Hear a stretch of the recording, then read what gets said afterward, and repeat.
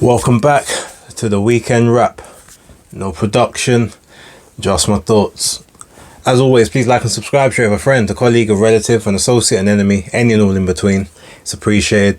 This is going to be a pretty short video because while there was action that took place, none of it was hugely consequential to any of the weight divisions, but we'll kind of run through a few things, talk about maybe some other quick topics that have come up over the weekend, and then get out of it. So if we kick it off Friday night, we had the Don King promotions card that was taking place, I think in Miami. And it was a card where initially it was supposed to be Ryan Rosicki and Noel Gavor-Mikhailian for the WBC Cruiserweight title. Obviously that fight ended up not taking place, which was very unfortunate, as that was a fight I was really looking forward to. So the main event ended up being Adrien Broner versus Blair Cobbs. On the undercard, there was Michael, the Bounty Hunter, versus Cassius Cheney. I think on my preview basis picks, I think I may have misquoted Cassius Cheney's age. I'm not sure if I may have said he was 31 or 32, something like that, which is actually incorrect because he's 36. And I know I said that Michael Hunter was 34, but he's 35. I think he's 36 later on this year, or has just turned 35, one or the other. But yeah, so both kind of getting on in their careers, but Cheney came in at around about 265-ish pounds, and Michael Hunter came in around about 220. But ultimately, this was just a beating around the ring for 10 rounds for Michael Hunter. Loads and loads of body shots to Cheney, headshots. It wasn't remotely competitive.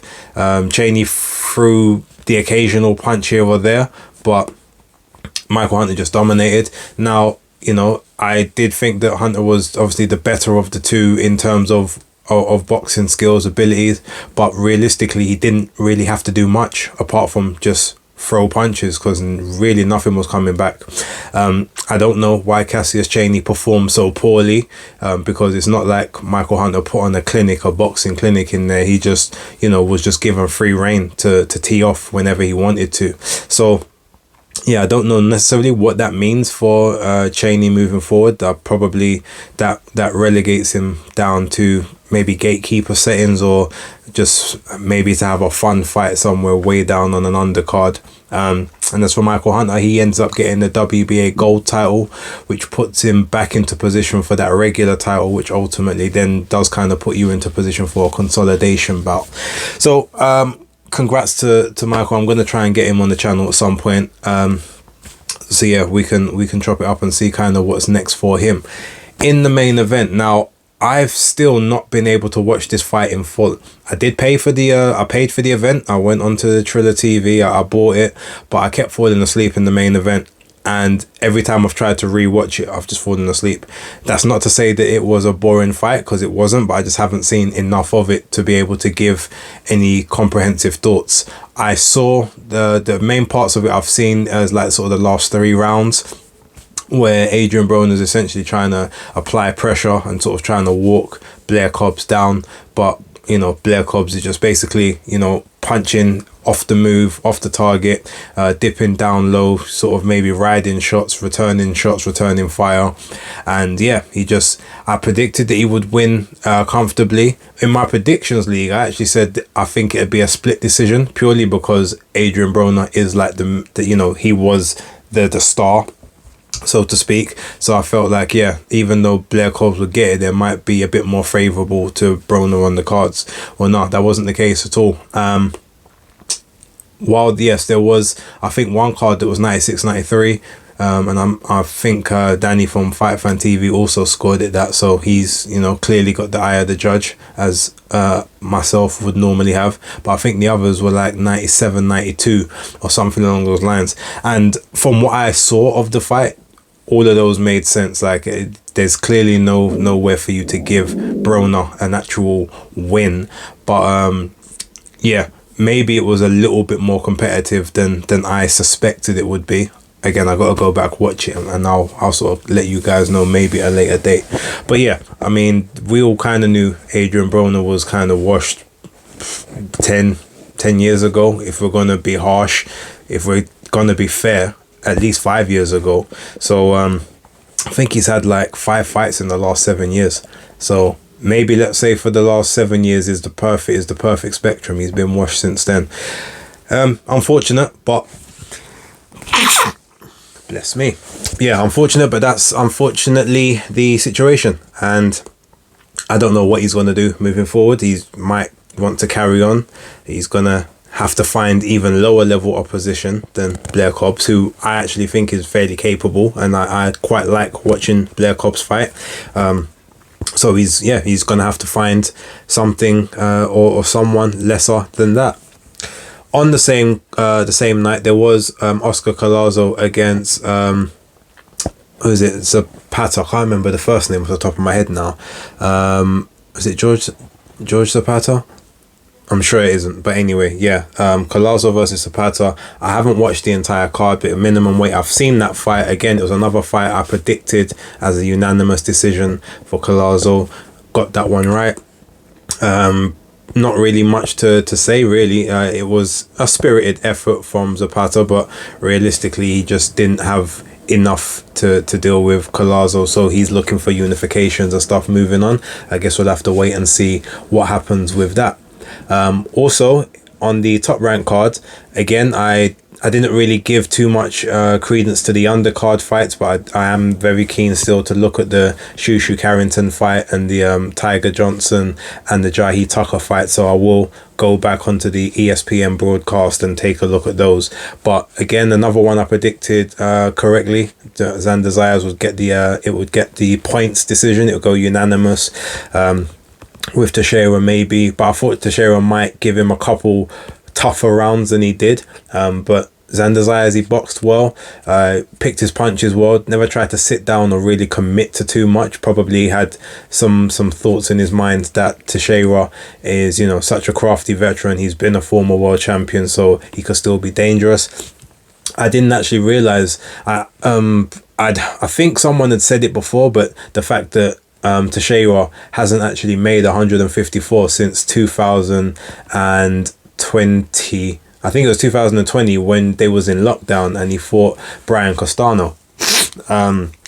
Since then, I think the fight after that in 2021 was like 156. Then I think he fought at like 169 and then I think 161. So him to come all the way back down to 154 must have been draining. So for him to even make the final bell, even though he wasn't necessarily being very open and explosive, it's still a credit that he was able to. So I guess congrats to him on that. But yeah, that was pretty much all of the fights. Obviously, since then, we've seen kind of the news of Deontay Wilder with obviously Telly Swift and the restraining order stuff. I'm not really going to speak too much about that on here because, again, it's not specifically boxing related. I try to stay away from certain things. There's some thoughts I do have on it, and I may share those either on another platform or maybe in a members video just because. But yeah. In terms of this, that happened. Both Devin Haney and Ryan Garcia are saying that they've not been paid yet for the fight that they had back in April. Now, from what I understand, I think that is more a case of they got their guarantees, but they haven't been paid their pay-per-view upsides yet. But there seems to be some kind of bout agreement or contract which states that pay-per-view stuff is paid between 60 and 90 days after the event, which could potentially make sense because obviously you've got to tabulate and work out how many people bought from this place, from that place, all of the other revenues that have to go back to broadcasters or whatnot. So the fact that it was a DAZN like pay-per-view, I'm confident that they will get that money, but I'm assuming maybe if they thought they were due that money a lot sooner than they actually were, or maybe they haven't properly read the contracts.